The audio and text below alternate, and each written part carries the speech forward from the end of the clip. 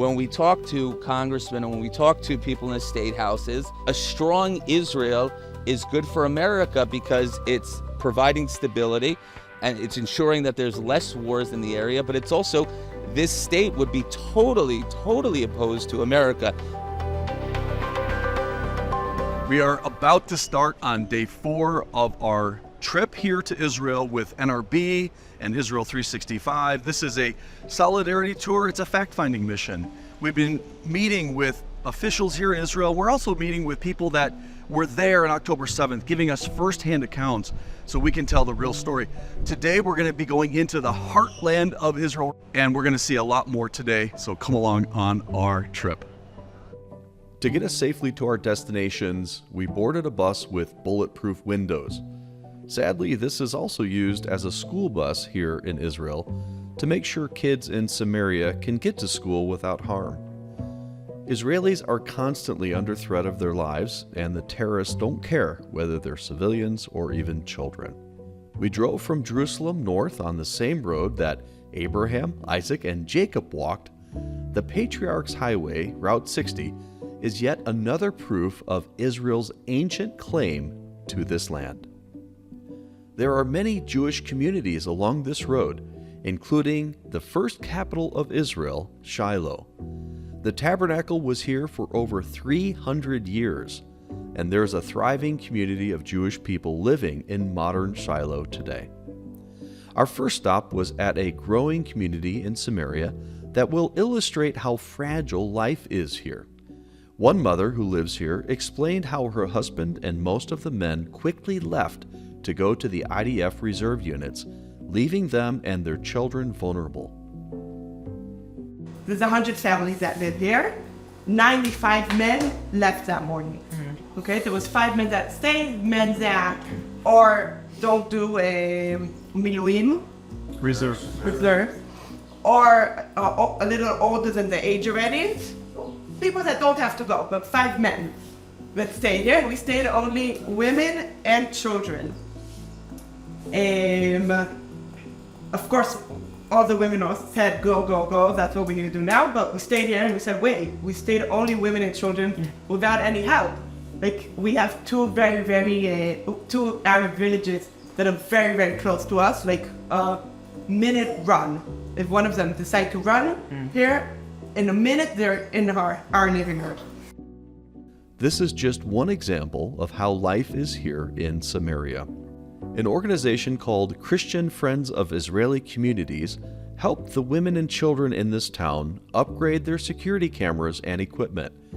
This is yet another example of how Christians are blessing Israel in real, tangible ways. We continued our journey north on the Patriarch's Highway and drove up to Mount Gerizim, the mountain of blessings from Joshua's day. Here we meet Britt Waller, the son of Tommy Waller, a Christian pioneer in Jewish-Christian relations. Their organization, HaYovel, has for many years blessed Israel by helping the locals in Judea and Samaria, the biblical heartland, plant, tend, and harvest the bountiful blessings of the land. Jeremiah 31:5, it says, "You shall yet plant vines in the mountains of Samaria."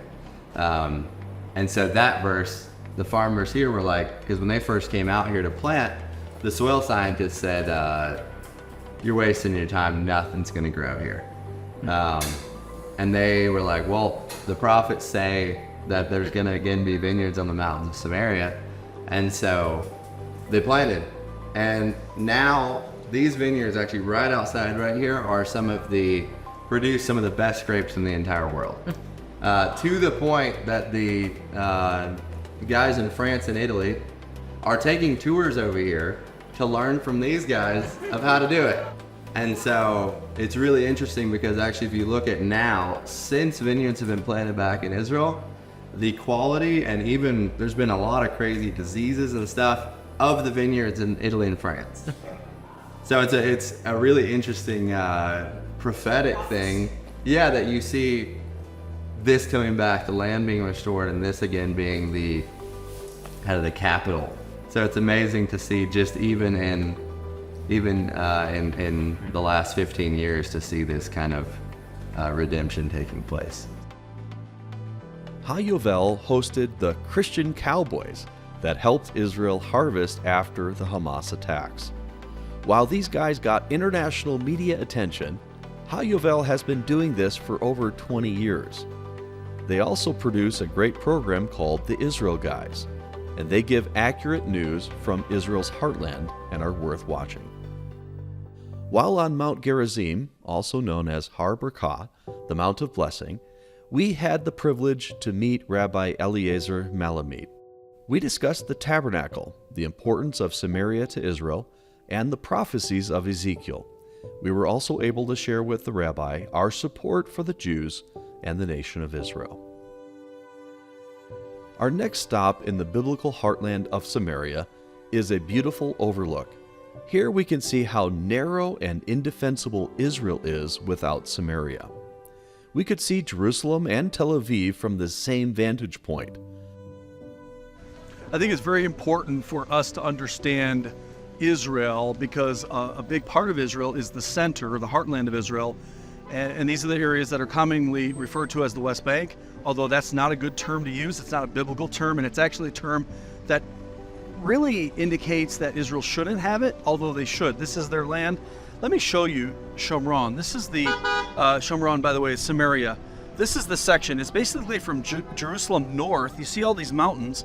Without having this area as Israel, they only have like 9 miles of territory here, which is indefendable, especially if you have the highlands here.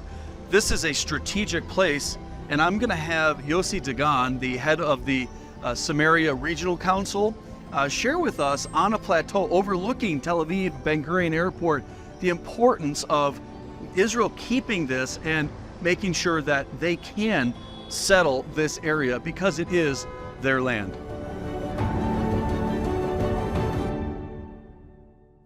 We are today 500,000 and 20,000 Jewish.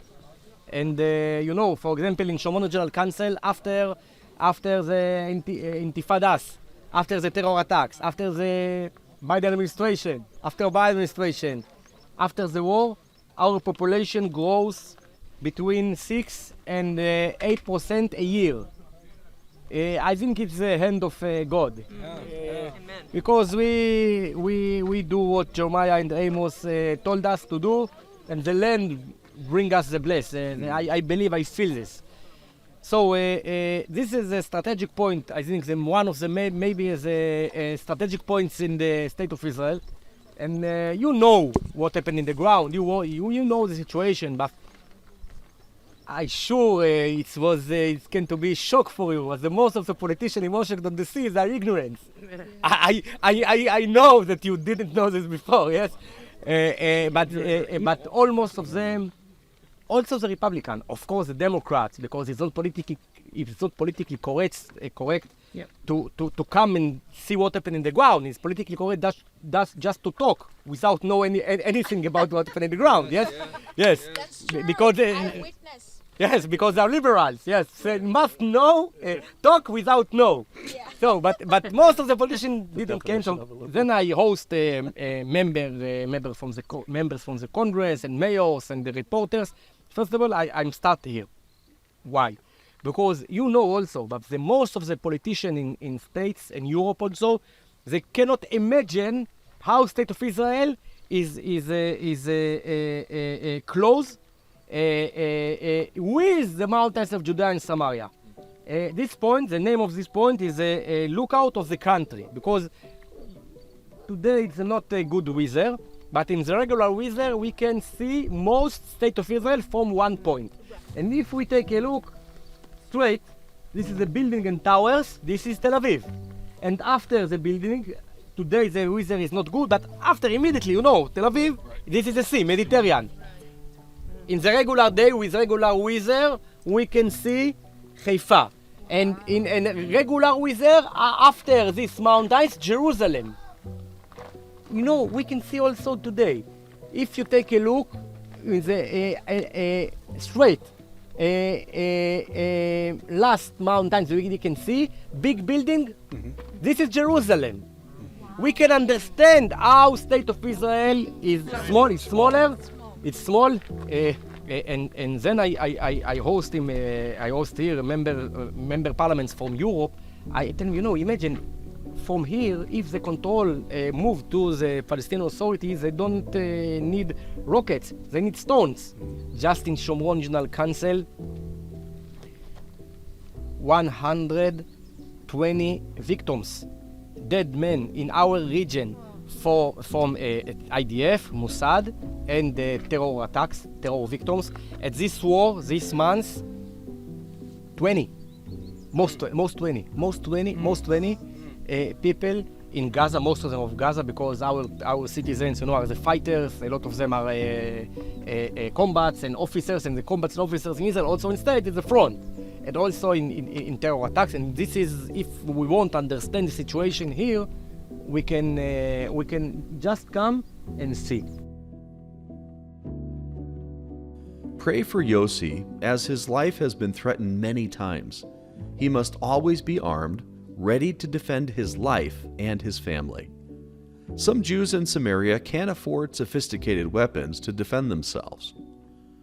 All right, so you are here in Shomron or Samaria, and you're wanting to defend Samaria. So tell me about this.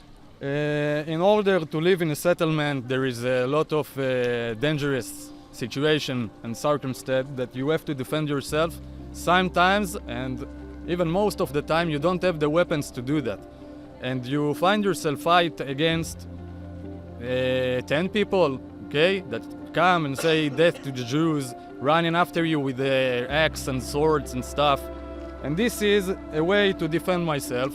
That also psychologically, I defend myself. They see that thing and they don't want to mess with you. If they want, they do get hurt. I don't want to kill them. I do want to hurt them enough to run away and let the IDF do the job. Thank you. And this is a defensive, but homemade, right? Homemade, yes. Yeah, cool. We have no choice. We have to learn how to make this thing ourselves. There is all right. Awesome. There is. Thank you. Good to see you. Good to meet you. Good to see you. Good luck and enjoy in America and enjoy your visit in Israel, everybody. Right. Thank you. God bless. Thank you. Bye. We also got a security briefing from Gidan Israel. He is an author and the president of the Jerusalem Washington Center. I want to touch on what the American interest is. Why even if there was no faith involved and we weren't religious and we weren't anything, why it would be an American interest that Israel should control Judea and Samaria. We're standing in what's called the western part of the Shomron. If we were there, you look straight there and it's about 10 to 12 miles, 13 miles until you hit the Mediterranean Sea. So basically the green, what's called the Green Line, which was a battle fatigue line from the 1948 war. It's basically when everybody stopped fighting, the Jordanians were here and we were there, so that sort of became the Green Line, what's called the 1967 borders. But anyways, if Israel didn't control these highlands that sort of overlook all of the coastal plains, so what you'd have a situation is that terrorists or people from the Palestinian Authority could simply put mortars or anti-tank missiles on these hills, and they could threaten Ben Gurion, which is only a few miles away. They could threaten the whole coastal plains, and we'd be in a continuous state of war, because all the time Israel would have to be bombing these areas to make sure that there's no terrorists here, and there would be continuous instability, which of course is not good for the United States' interests, because the more there's instability, so then the United States says, okay, how do I balance between our Arab allies or Muslim allies and Israel and so forth? So there would be more and more instability in this area. So that's the first reason why it's good for the United States that Israel controls this area. And the second thing is, if Israel didn't control Judea and Samaria, then we would have a Palestinian Authority or a Hamas government, which would, at the end of the day, be allied with Russia, with China, with North Korea, and we would basically be bringing all these countries to, only 10 to 15 miles away from the Eastern Mediterranean, where you have the Sixth Fleet and you have other strategic American interests. That would be the second problem. The third problem was that if you had a full Palestinian control in Judea and Samaria, then the Palestinians, who are the majority in Jordan, would have this great idea, well, like, if they got their state, what about us? So they would band together the Palestinians from here and the Palestinians from there, and they would overthrow the Jordanian government, or they would try, and most likely they would. And that's an important American ally in the region, which would suddenly be no more. And finally, the last thing, and which is sort of connected to all that we've said, is that a Palestinian state here in Judea and Samaria is one more vote in all international institutions against America. They won't be friends with America. They'll vote with all of America's enemies. A strong Israel is good for America because it's not only providing stability and it's ensuring that there's less wars in the area, but it's also, this state would be totally opposed to America. To end the day, we have a very special treat. We've been invited to one of the most amazing restaurants. I hear it's the best kosher restaurant in Israel. It's called Space. And we're going to have dinner with an Israeli cabinet member. Come inside and let's meet him.